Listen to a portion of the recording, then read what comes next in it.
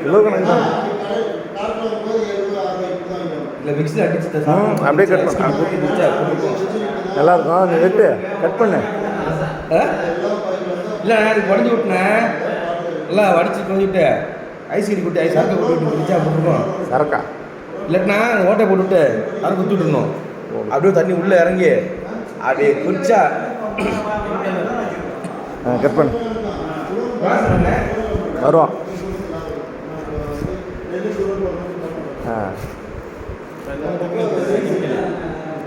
இப்படி கீழே உழுவாங்க மேலே தான்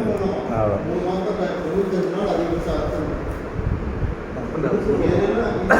கம்மியாக போடுங்க